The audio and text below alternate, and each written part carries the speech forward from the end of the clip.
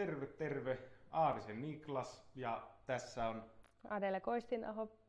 me ollaan paikallisia yrittäjiä, eli ollaan perustettu tämä ravintola Me tähän. perustettiin tämä yritys tämän vuoden eli 2025 keväällä ja me ollaan pietty meidän avajaiset viime kesänä heinäkuussa. No ensinnäkin haluan tässä antaa kunniamaininnon, no tietenkin perheelle ja sitten tälle Ukkiksen porukalle. Että se tuki mitä sieltä on saanut, niin se on ollut korvaamatonta. Kovasti on tsempattu ja varsinkin myös paikalliset yrittäjät mutta sitten ihan pelkästään paikalliset asukkaat niin on kyllä kuullut tosi paljon positiivista palautetta, enemmän mitä oltaisiin voitu ikinä toivoa, niin on kyllä saatu hyvää palautetta ja kuultu sitä, että miten on mukavaa, että paikalle on tullut uusi tämmöinen paikka, mihin voi mennä viettämään aikaa. Jos suunnittelet yritystoimintaa tänne, niin miksipä ei? Moni varmasti harkittee sitä ja miettii, että no miten tämmöisellä paikalla ja näin. Niin kyllä siis omalla kokemuksella sanon, niin jos sulla on joku intohimo, joku ala, mistä sä mietit, että no olisi kiva tehdä, niin ehdottomasti tää on hyvä paikka kokeilla sitä. Aina kannattaa yrittää.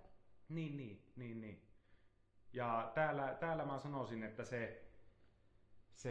miten muut yrittäjät justiin, miten sä voit heidän kanssa keskustella ja muutenkin touhuta täällä keskenään, niin suosittelen. Ja niin me ollaan täällä Ukkohallassa ja täällä on se, että joka aamu kun astuu ovesta ulos, niin nämä maisemat on ihan tajuttomat. Vuodenajat vaihtuu silmien edessä ja pystyy näkemään sen, miten luonto muuttuu koko ajan. Se on ihan uskomatonta ja se kyllä tuo sitä mielen rauhaa. Niin ja mä voin sanoa tämmöisen vertauskuvan, että mieti rentouttava loma Ukkohallassa. Sä tulet tänne, täällä on laskettelukeskukset ja kaikki hienot maisemat ja muut. Sä tulet tänne rentoutumaan lomalle, mutta mitä jos on sun jokapäiväistä arkea? Ja sä yhdistät sun intohimon siihen ympäristöön. Niin kuulostaa ainakin mun korvaan aika hyvältä. Yksi meidän tavoitteista tulevaan on ehdottomasti järjestää mahdollisimman paljon tapahtumia täällä ja sitä kautta tuo porukkaa koko Ukkohallaan ja Hyrynsalmelle.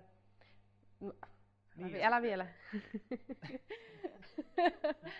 Ja niin kuin me lähdettiin liikkeelle tuosta Swamp Soccerista, niin ensi vuonna ja sitä seuraavina vuosina pidetään sitten sitä samaa meininkiä täällä yllä ja toivottavasti vuosi vuodelta parempana.